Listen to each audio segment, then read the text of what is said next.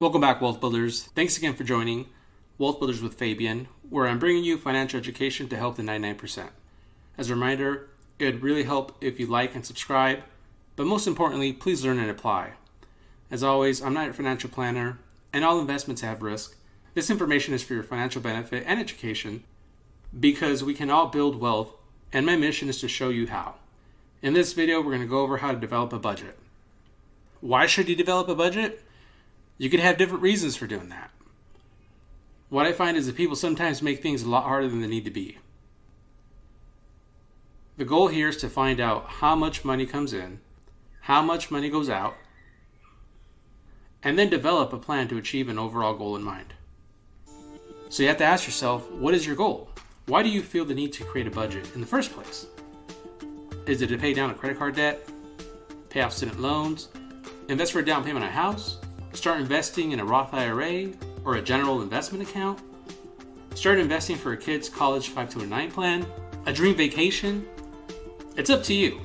You're going to have your own reasons.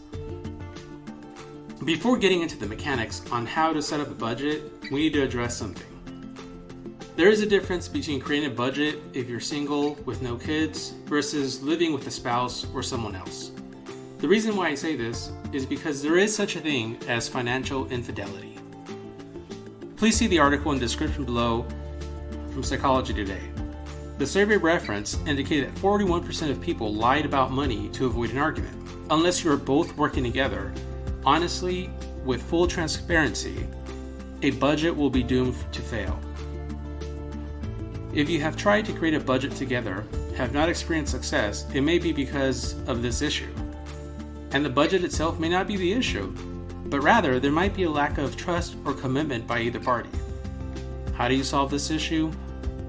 It's a complicated answer because the issues that may be driving the financial infidelity may be rooted in other issues with a higher degree of complexity within your relationship. If you suspect this is the case, it might be best to consider seeing either a certified financial planner that specializes in couples financial counseling and or a therapist that can help with deeper issues. If you are dealing with these issues, it's okay. The first step is to recognize that this is an issue, and by doing so, you're that much closer to getting the help that you need. Now that that's out of the way, let's move on to the mechanics of creating a budget.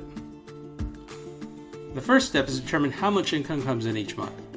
Review your pay stubs and note the net income. Review any additional income that you receive. Add these up together. Step 2. Now here's the most painful step of all, because it forces you to come face to face with how much you are really spending. Not everyone realizes just how much they spend until they actually see the figures on pen and paper. Now pull out your credit card statements for the last 90 days, pull your Amazon orders list. I love Amazon, but Bezos makes it way too easy for us to give them all our cash. Pull all the household bills, total these up. Step 3. This is the fun part. It's all about perspective.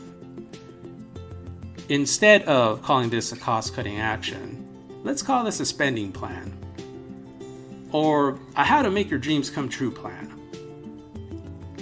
Looking at your list of expenses, what are the things you don't need? Those are the things that are keeping you from reaching your goal. Are those things worth it? Organize your expenses into needs and wants.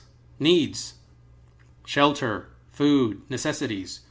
You know what these are. No, not peanut butter whiskey, and cute things from Amazon.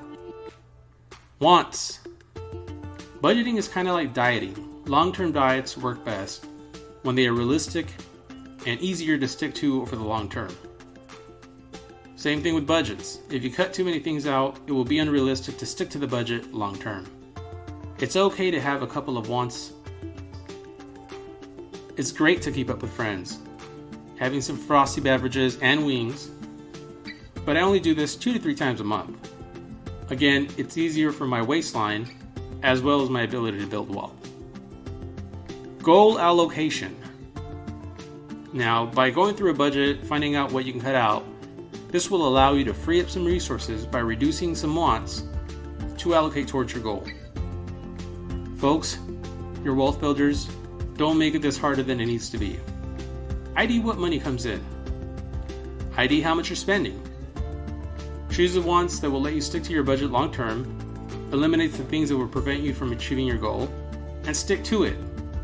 Bonus tip: make this even easier by using Google Docs or Microsoft Office to download a budget template. They each have free templates that you can use. Please comment below. What is your dream goal? I hope you found this information helpful. As always, we, the 99%, can all be wealth builders. Please like and subscribe, and have a great day.